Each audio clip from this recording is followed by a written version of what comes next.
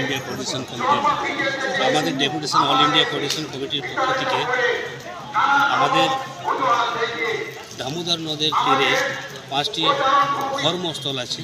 তার মধ্যে শেষ ধর্মস্থল হচ্ছে হাড়াভাঙা ডামালিয়া, যাকে আমরা হাড়াভাঙা ডামালিয়া জাংবাহা মোবাইল ঘাট কিংবা মুচির ঘাট বলে থাকি।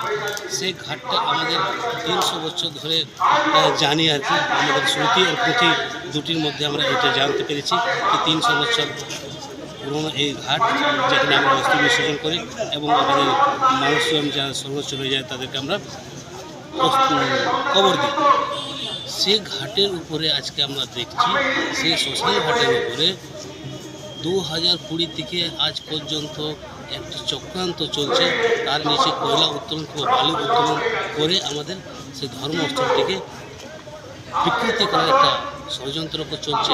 এবং এর সাথে সাথে আরও বিভিন্ন যেটা দাবি আছে, সেই দাবিগুলি হচ্ছে বিভিন্ন দাবির মধ্যে এই যে নুনিয়া নদীর মধ্যে একটা পুরো ইংরেজের সময়ের একটা ব্রিজ আছে, সেটা বন্যাতে কোনো সময় ভেঙে যেতে পারে।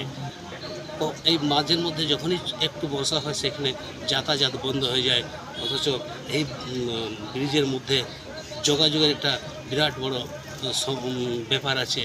তো আরও কিছু কিছু আমাদের আদিবাসীদের দাবি আছে এবং আদিবাসীদেরও দাবি আছে। সমস্ত দাবিকে নিয়ে আজকে আমরা বিডিও সাহেবকে জ্ঞাপন প্রদান করেছি এবং আমরা এই সমস্ত দাবির উপরে যাতে কাজগুলি উনি তাড়াতাড়ি করুন এটা আমরা জানাতে এসেছি। শুধু আজ থেকে নয়, আমরা 2020 থেকে এর দাবিপত্রগুলি দিয়ে আসছি, কিন্তু কোনো জায়গাতে কোনো রকম সুরাহ আজকে পাচ্ছি না। কতটা আশ্বাস পেলাম বিডিও সাহেব? আশ্বাস দেখুন, আমরা লোকতান্ত্রিক পেরিয়ে, আমরা সাংবিধানিক পেরিয়ে মানুষ সরল সিধা আদিবাসী, এটা জগ জাহির আছে। আমরা আশাবাদী, বরাবরই আশাবাদী, মরেও আমরা আশাবাদী। আমরা জানি 16 না হলেও 4 না তো নিশ্চয় সরকারের যে প্রাথমিক প্রশাসনিক বিভাগগুলি আছে সেই জায়গা থেকে আমরা আজকে না হলে কালকে না হলে পরশুদিন পেতে পারি, কিন্তু আমাদেরকে বরাবর লেগে থাকতে হবে। মানে এটা হলো, এবং বিডিও সাহেবের সাথে কথাবার্তা বলে জানা গেল কি উনি আমাদের যাহা সমস্যা সেই সমস্যার উপরে খুব দৃঢ়ভাবে নজর দিবেন। আপনার আমাদের 10 দফা দাবি ছিল। এই 10 দফা দাবির মধ্যে মূলত যেটা আছে আমাদের এই এলাকার সামনে যেটা হচ্ছে হাড়াভাঙা ডামালিয়া অস্থি বিসর্জন ঘাট, আদিবাসীদের অস্থি বিসর্জন ঘাট, যেটা আমাদের আদিবাসী ভাষায় বলি জাংবাহা বোয়েল ঘাট।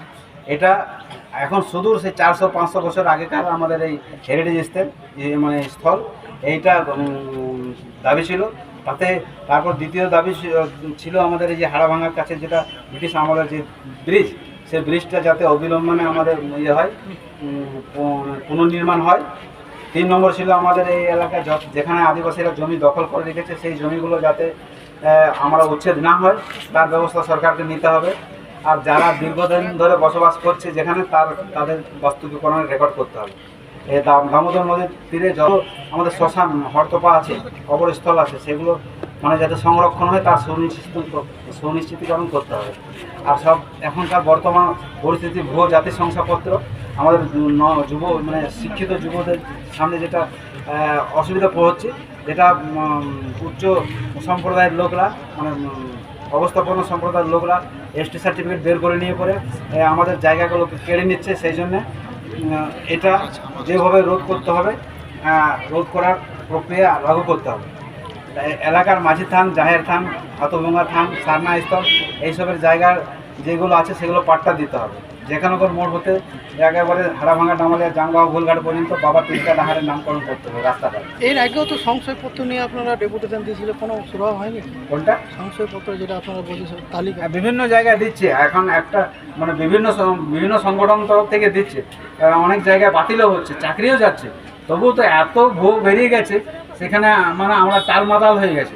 এত ভুয়ো সার্টিফিকেট বেরিয়েছে, এত চাকরি ঢুকে গেছে শিক্ষা মানে মেডিকেলে, টেকনিক্যালে, ইউপিএসসিতে, বিভিন্ন জায়গায়, যেটা আমরা মানে কুলকিনারা খুঁজে পাচ্ছি না। কিন্তু তবুও মানে আমাদের সরকার বা আইনত দিক দিয়ে সুপ্রিম কোর্ট পর্যন্ত গড়িয়ে যাচ্ছে কেসগুলো, সেখান থেকে বাতিল হচ্ছে, মানে সার্টিফিকেট বাতিল হচ্ছে, চাকরিও বাতিল হয়ে যাচ্ছে, হচ্ছে নাও ভালো। আর আমরা রানীসাহের মোড় থেকে এই সিধু কানুর স্ট্যাচু আছে, এই স্ট্যাচু থাকার জন্য এখানে আমরা এই রাস্তাটাকে সিধু কানু তথা বিরসা ডাহার নামে নামকরণের জন্য আমরা দাবি জানাচ্ছি। আর সব থেকে এই এলাকার নদীর পাড় যে অবৈধ বালি কয়লা তোলার জন্যে যে নদীর মুখ নদীর পাড় ভেঙে যাচ্ছে, সে যে কোনো মুহূর্তে যদি বন্যা হয় তাহলে এই দামালির মতো গ্রামগুলো একেবারে নিশ্চিহ্ন হয়ে যায়। তো তার জন্য যাতে এটা না হয় তার সরকারকে দেখতে হবে। আজকে কি বললো বিডিও সাহেব আপনারা যে বললেন আমার দ্বারা যেগুলো হবে আমি আপনাদের অবশ্যই করবার চেষ্টা করব, এবং যেগুলো আমার দ্বারা হবে না সেটা আমি উদ্বোধন করতে পারবো। আপনার নাম?